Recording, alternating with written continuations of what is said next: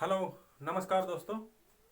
स्वागत है आपका दोबारा से आपके अपने यूट्यूब चैनल पर, जिसका नाम है लेट्स लर्न संस्कृत। दोस्तों, हम संस्कृत अलंकार कर रहे हैं, जिसमें हमने एक सामान्य सा परिचय पहली वीडियो में दिया था, और अब कुछ और परिचय है संस्कृत अलंकार का, वो करेंगे। और उसके बाद हम एक के बाद एक जितने संस्कृत के हमारे अलंकार होते हैं उनको समाप्त करेंगे। तो हमने पहले ये बताया था कि संस्कृत का जो व्युत्पत्ति है, संस्कृत की शब्द की जो रचना है, वो अलम पूर्वक ढूंक्रिय धातु और घ प्रत्यय से बनता है। ये दो प्रकार से बनता है, एक तो घ प्रत्यय से बनता है और एक अण प्रत्यय से बनता है।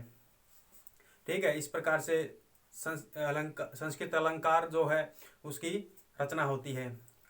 और अलंकार में जो अलम है, अलम का जो शाब्दिक अर्थ है वो भी बताया था। अलम का शाब्दिक अर्थ होता है एक प्रकार से सजावट, गहना, जेवर। ठीक है, सजावट कह सकते हो, गहना कह सकते हो, सौंदर्यवर्धक कह सकते हो। ठीक, ये हमने कर लिया था। फिर हमने ये बताया था कि कुछ परिभाषाएं दी है आचार्यों ने, उन परिभाषा को हमने किया था, जिनमें वामन की परिभाषा थी सौंदर्यम अलंकारम। ये कहता है कि काव्य में जो सौंदर्य को जो बढ़ाने वाला होता है वो अलंकार होता है। फिर भामे आचार्य ने परिभाषा दी थी अलम करोति इति अलंकार है। उनके अनुसार कहना था कि जो काव्य में जो शोभा को बढ़ाता है उसे अलंकार कहते हैं। फिर मम्मट आचार्य मम्मट जी की परिभाषा की थी, उनकी परिभाषा थी अलम क्रियते अनेन इति अलंकार है। अलम क्रियते अनेन इति अलंकार है, इसका मतलब था कि जिसके द्वारा काव्य की शोभा को बढ़ाया जाता है उसे अलंकार कहते हैं। फिर आचार्य दंडी की परिभाषा की थी, उसमें थी काव्य शोभा करान धर्मान अलंकारान प्रचक्षते। काव्य शोभान करान धर्मान अलंकारान प्रचक्षते। इसमें कहा गया है कि काव्य की शोभा को बढ़ाने वाले धर्मान यानी कि धर्म, गुण, लक्षण और विशेषताएं, इनको अलंकार कहा जाता है। कहने का मतलब ये है कि काव्य की जो शोभा को बढ़ाते हैं, वो चाहे कोई गुण हो, चाहे कोई लक्षण हो, या कोई विशेषता हो, कोई उपाय हो, कोई कार्य हो, तो उसको अलंकार कहा जाता है। काव्य शरीर दो प्रकार का होता है, शब्द और अर्थ। इसी प्रकार अलंकार भी दो प्रकार के होते हैं, एक होता है शब्द आश्रित और एक होता है वर्ण आश्रित। ठीक है, ये हम आगे करेंगे अभी कि शब्द आश्रित अलंकार कौन सा है, वर्ण पर आश्रित अलंकार कौन सा है। ठीक है, ये तो कुछ विशेषता चली हुई है जिन्हें हम कवर कर रहे हैं। तो अब आज जो हमारा टॉपिक है वो है, हमने ये भी कर लिया था कि किस आचार्य ने कौन सा ग्रंथ लिखा है, वो भी हमने कर लिया था। और संस्कृत अलंकार में जो काव्य की जो आत्मा है वो 6 प्रकार के संप्रदाय हैं। ठीक है, वो भी बताया था, जिसमें काव्य की आत्मा के विषय में 6 संप्रदाय प्रचलित है, वो हमने बताया था। जिनमें से पहला रस सिद्धांत था, फिर अलंकार सिद्धांत था, फिर ध्वनि सिद्धांत था, फिर वक्रोक्ति सिद्धांत था, फिर औचित्य सिद्धांत था। ठीक है, और फिर ध्वनि। इस प्रकार से हमने हमारे 6 सिद्धांत वो बताए थे, वो कंप्लीट कर लिए थे। फिर हमने ये बताया था कि किस आचार्य ने कौन सा ग्रंथ लिखा है। फिर हमने ये किया था कि जितने भी अलंकार शास्त्री है उन्होंने अपने अपने ग्रंथ लिखे, उनके नाम लिखे। अब ये कह रहा है कि अलंकार शास्त्र को परिपक्वता प्रदान करने वाले, ये कहता है कि जो अलंकार है उनको परिपक्वता, पूर्ण रूप से परिपक्व प्रदान करने वाले जो ग्रंथ है वो 2 है। ठीक है, तो एक तो होता है हमारा पंडित राज जगन्नाथ के द्वारा किया हुआ, ये आचार्य पंडित राज जगन्नाथ है इनका नाम। और इन्होंने अलंकार को परिपक्वता प्रदान करने के लिए रस गंगाधर नाम का एक ग्रंथ लिखा था, जिसमें सभी अलंकारों को अच्छी तरह से समझाया हुआ है। ठीक है। फिर आचार्य विश्वेश्वर पंडित, इनके द्वारा अलंकार कैस्तुभ्यम, विश्वेश्वर पंडित के द्वारा जो अलंकार को परिपक्वता प्रदान करने वाला जो वो ग्रंथ है, उसका नाम है अलंकार कैस्तुभ्यम।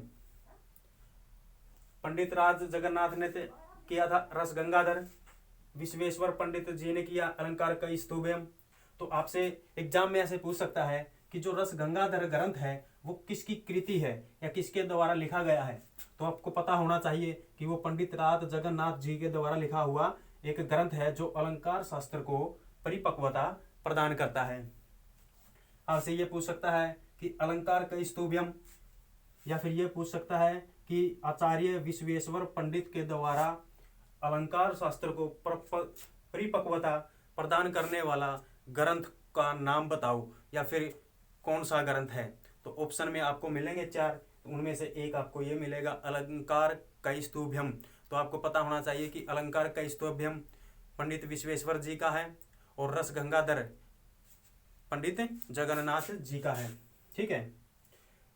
तो ये इसकी सामान्य विशेषता थी, इसका इतिहास था। ठीक है। कुछ विशेषताएं और हैं। तो आचार्य भामे के अनुसार जो कुल अलंकार है की संख्या होती है वो 38 है। जो आचार्य भामे है उनके अनुसार कुल जो अलंकारों की संख्या होती है वो 38 है, और इनका जो सर्वश्रेष्ठ अलंकार है वो वक्रोक्ति है। ठीक है। तो एग्जाम में आपसे पूछ सकता है कि किस आचार्य के अनुसार अलंकारों की संख्या 38 है। आपसे ये पूछ सकता है कि किस आचार्य के अनुसार कुल अलंकारों की संख्या 38 है। तो आपको पता होना चाहिए आचार्य भामे के अनुसार कुल अलंकारों की संख्या 38 है। फिर दोबारा आपसे ये पूछ सकता है कि वक्रोक्ति अलंकार किस आचार्य का सर्वश्रेष्ठ अलंकार है। तो आपको पता होना चाहिए कि वक्रोक्ति अलंकार जो है आचार्य भामे का सर्वश्रेष्ठ अलंकार है। या फिर आपसे ऐसे पूछ सकता है, प्रश्न को घुमा देगा कि आचार्य भामे के अनुसार सर्वश्रेष्ठ अलंकार कौन सा है। तो आपको पता होना चाहिए वक्रोक्ति अलंकार है। उसके बाद आचार्य दंडी के अनुसार कुल अलंकार 35 है और इनका सर्वश्रेष्ठ अलंकार अतिशयोक्ति है। ठीक है। तो आपको पता होना चाहिए कि आचार्य भामे के अनुसार तो कुल अलंकार 38 है, आचार्य दंडी के अनुसार कुल अलंकार 35 है, आचार्य भामे का सर्वश्रेष्ठ अलंकार वक्रोक्ति है और आचार्य दंडी का सर्वश्रेष्ठ अलंकार अतिशयोक्ति है। ठीक है। तो इस प्रकार से ये याद रखना है। पंडित राज जगन्नाथ के द्वारा किया हुआ अलंकार शास्त्र को परिपक्वता प्रदान करने वाला ग्रंथ रसगंगाधर है। विश्वेश्वर पंडित द्वारा अलंकार शास्त्र को परिपक्वता प्रदान करने वाला ग्रंथ अलंकार कैस्तुभ्यम है। आचार्य भामे के अनुसार कुल अलंकार 38 हैं और इनका जो सर्वश्रेष्ठ अलंकार है वक्रोक्ति है। आचार्य दंडी के अनुसार कुल अलंकार 35 हैं और इनका सर्वश्रेष्ठ अलंकार अतिशयोक्ति है। तो इस प्रकार से ये आप इसका एक बार स्क्रीनशॉट ले सकते हो और प्रश्न कैसे भी बना सकता है इसमें से वो आपको दोनों प्रकार से याद होना जरूरी है। अब हम देखेंगे कि वैदिक काल में भी छंदों का प्रयोग होता, अलंकारों का प्रयोग होता था। लौकिक में भी अलंकारों का प्रयोग होता है। ठीक है। तो अभी तक हमने बहुत सी विशेषताएं देखी हैं, ये कुछ और विशेषता हैं। इसके बाद फिर हम हमारा नेक्स्ट जो टॉपिक होगा अलंकार, पहला अलंकार अनुप्रास है, उसको शुरू करेंगे। ठीक है। तो इसमें देखो सबसे पहले ये कहता है कि वैदिक काल का सर्वश्रेष्ठ अलंकार शास्त्री। जो वैदिक काल में, क्योंकि वेदों में भी तो अलंकारों का प्रयोग हुआ है, बस अंतर इतना है कि जो वैदिक काल में अलंकार का प्रयोग हुआ है वो हमारे किसी भी एग्जाम में नहीं पूछा जाता है। ठीक है। इसलिए लौकिक का ही हम ज़्यादा अध्ययन करेंगे। ये तो बस बताने के लिए, क्योंकि पूछ भी लिया जाता है। एक प्रश्न बना देंगे कि वैदिक काल का सर्वश्रेष्ठ अलंकार शास्त्री कौन था। तो आपको पता होना चाहिए ऋषि धृगतमा था, जिन्होंने किसकी रचना की थी, जिन्होंने ऋग्वेद की रचना की थी। ठीक है।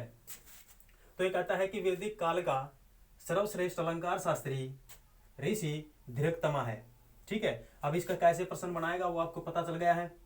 वो ऐसे भी कह सकता है कि ऋषि दीर्घतमा किस काल के अलंकार शास्त्री हैं, किस काल के सर्वश्रेष्ठ अलंकार शास्त्री है। तो पता होना चाहिए कि जो ऋषि दीर्घतमा है वो हमारे वैदिक काल का सर्वश्रेष्ठ अलंकार शास्त्री है। और फिर इसी प्रकार जो लौकिक है, लौकिक काल का सर्वश्रेष्ठ अलंकार शास्त्री हमारे आचार्य भामे है। ठीक है, तो पता होना चाहिए वैदिक काल का सर्वश्रेष्ठ अलंकार शास्त्री ऋषि दीर्घतमा है, लौकिक काल का सर्वश्रेष्ठ अलंकार शास्त्री आचार्य भामे जी है। ठीक है, और ये जो नोट करके आपको सब बिल्कुल अच्छे तरीके से लिखना है। आचार्य भरत मुनि ने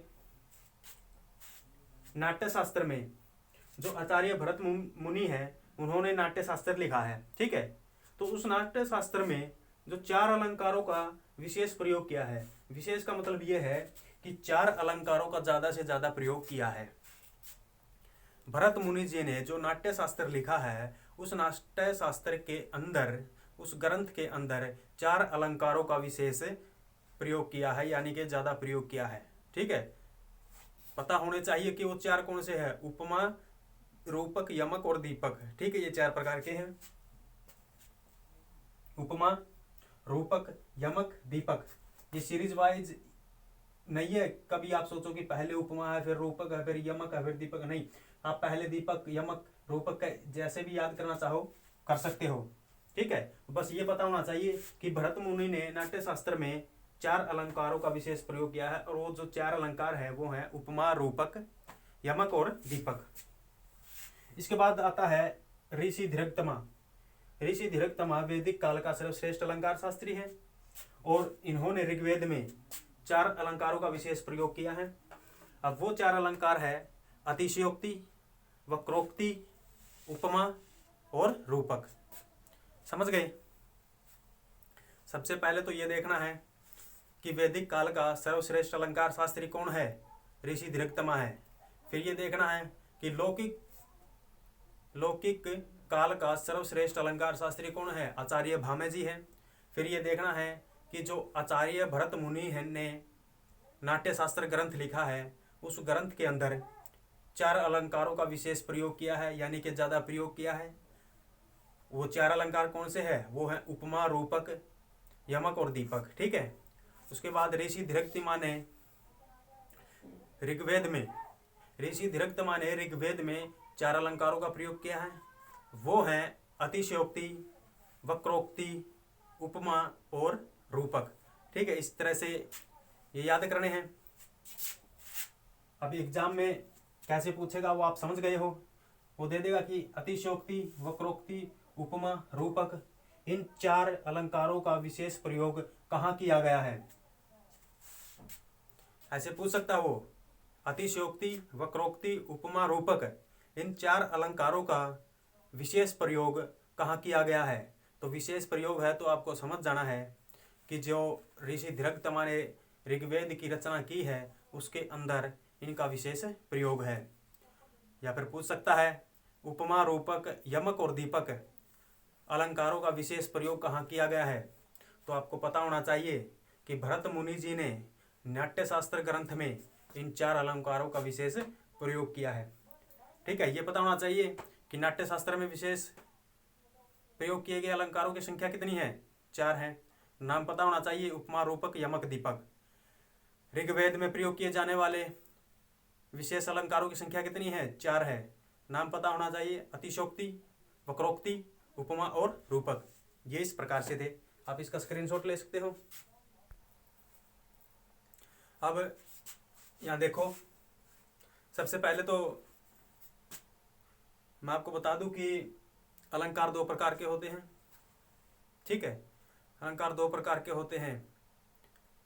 एक होते हैं शब्द अलंकार, यानी जो शब्द अलंकार होते हैं जिनमें शब्दों की गणना होती है, और एक होते हैं वर्ण अलंकार जिनमें वर्णों की गणना होती है। ठीक है, जो शब्द आश्रित है उन्हें शब्द अलंकार कहते हैं, और जो वर्णों पर आश्रित है उन्हें वर्ण आश्रित अलंकार कहा जाता है। दो प्रकार के अलंकार है। और जो आचार्य भामह है, आचार्य भामह के अनुसार जो शब्द अलंकार है वो कैसा है, वो यहाँ बताया गया है। ठीक है, तो आचार्य भामह के अनुसार जो पहला है वो शब्द अलंकार जो है वो यह अलंकार है, यह अलंकार है शब्द आश्रित भवति, यह अलंकार है शब्द, यह अलंकार है शब्द आश्रित भवति सह शब्द अलंकार अस्ति।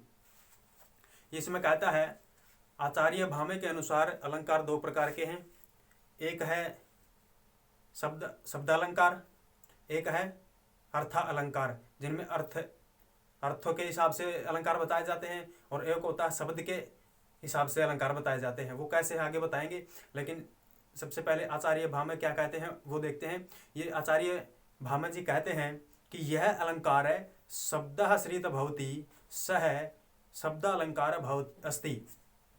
ये कहते हैं कि काव्य के अंदर जो शब्दों पर आश्रित है, काव्य के अंदर जो अलंकार शब्दों पर आश्रित है वो शब्द अलंकार होते हैं। अभी शब्द अलंकार और अर्थ अलंकार क्या है ये आगे समझ जाओगे जब हम अच्छे से और उदाहरण करेंगे। ठीक है, तो आपको सिर्फ एक बात याद रखनी है, आचार्य भामह जो है 6 अलंकार मानते हैं जो शब्द अलंकार है। आचार्य भामह के अनुसार जो 6 अलंकार ऐसे हैं जो शब्द अलंकार है, जहाँ पर शब्द देखकर ये बताया जाता है, शब्दों के हिसाब से ये बताया जाता है कि अलंकार कौन सा है। तो उसमें पहला अनुप्रास, फिर यमक, फिर श्लेष, फिर वक्रोक्ति, फिर चित्तर, फिर पुनरुक्ताभास। ठीक है, ये 6 प्रकार के जो अलंकार है शब्द अलंकार है। ठीक है, आचार्य भामह के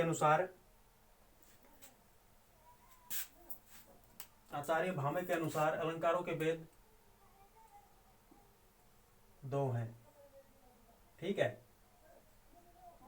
2 हैं, जिनमें से एक तो हो गया शब्द अलंकार, और शब्द अलंकार की परिभाषा है यह अलंकार है शब्द आश्रित भवति स शब्द अलंकार अस्ति। आपसे ये परिभाषा भी दे सकता है एग्जाम में, परिभाषा देकर भी पूछ सकता है, आपसे पूछ सकता है कि यह अलंकार है शब्द आश्रित भवति स अस्ति, यह अलंकार है शब्द आश्रित भवति स अस्ति। आपको यहाँ पता होना चाहिए, फिर क्या आएगा, शब्द अलंकार आएगा। ठीक है, एक हो गया। पहला आचार्य जी भामह जी 2 प्रकार के अलंकार बताते हैं उनके ग्रंथ के अनुसार। एक शब्द अलंकार है, ठीक है, काव्य के शब्दों पर आश्रित अलंकार शब्द अलंकार है। और 6 अलंकार ऐसे बताए हैं आचार्य भामह जी ने जो शब्द अलंकार है, उनका नाम पता होना चाहिए आपको। अनुप्रास है, यमक है, श्लेष है, ठीक है, वक्रोक्ति है, चित्र है और पुनरुक्ताभास है। 6 प्रकार के जो अलंकार है वो आचार्य भामह जी ने ये बताया है कि वो शब्द अलंकार है।